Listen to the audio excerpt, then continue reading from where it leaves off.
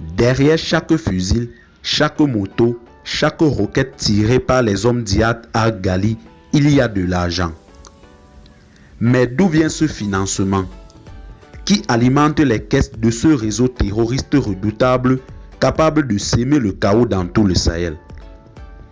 Réseau de trafiquants, rançon de kidnapping, aide extérieure. Aujourd'hui, Tempête de l'info vous dévoile les coulisses du financement de l'armée du chef terroriste le plus recherché du Mali. Mais avant d'entrer dans cette enquête, abonnez-vous à la chaîne et activez la cloche. Ici, on vous dit la vérité sans filtre sur la guerre qui déchire notre région. Le groupe de soutien à l'islam et aux musulmans dirigé par Iyad Ag-Ghali est actif depuis plus de 10 ans. Son armée compte des centaines de combattants, des motos, des véhicules blindés artisanaux et parfois même des drones. Mais l'État malien ne verse pas un franc à ce groupe. Alors, qui paye? La réponse est simple.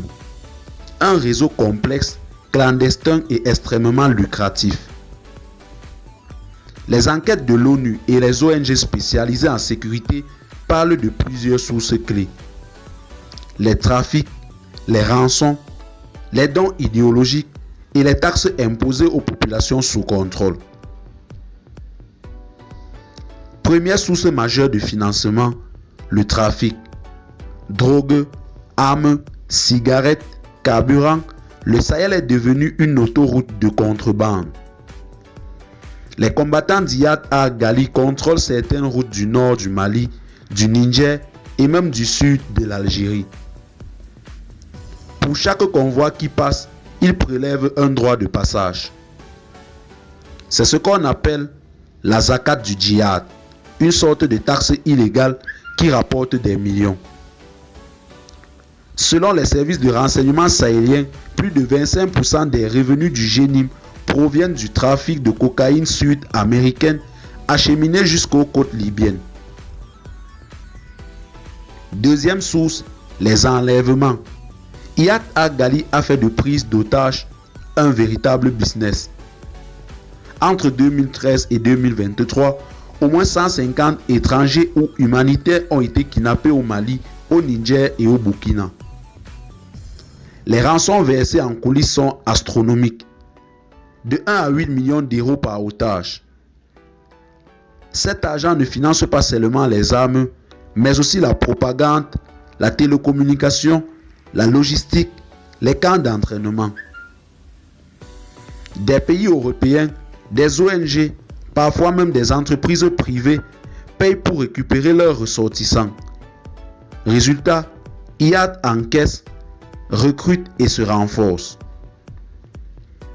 D'autres financements viennent de sympathisants idéologiques à l'étranger. Des groupes radicaux basés au Moyen-Orient ou en Afrique du Nord envoient parfois des fonds pour soutenir le djihad au Sahel. Bien que difficile à prouver, des transferts électroniques suspects, des dons en nature, voire des aides humanitaires détournées ont été recensés. Certains chefs religieux extrémistes appellent à soutenir les frères du Sahel en récoltant de l'argent dans des mosquées ou via des fondations. Un phénomène qui passe souvent sous les radars. Enfin, dans les zones qu'ils contrôlent, les hommes d'Iyad Ag-Ghali imposent leurs propres impôts. Chaque commerçant, chaque agriculteur, chaque transporteur doit verser une part de ses revenus pour la cause. Même les mariages, les récoltes, les bétails sont taxés. En échange, les terroristes promettent protection et application de leur propre justice. C'est une véritable économie parallèle, un État dans l'État basé sur la peur et l'endoctrinement. L'armée d'Iyad Ag-Ghali ne tient pas par miracle.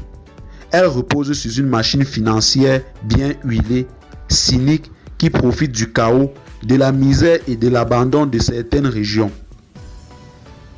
Pour couper la tête du serpent, il ne suffit pas de traquer les combattants. Il faut aussi tarir les sources d'argent. Et cela, seuls les États unis, un peuple conscient et des politiques fermes peuvent l'accomplir. Aimez cette vidéo si vous pensez que la vérité doit être connue. Dites-nous en commentaire comment lutter efficacement contre ces sources de financement. Et surtout, abonnez-vous à Tempête de l'info pour ne rien rater de nos prochaines enquêtes. À très bientôt.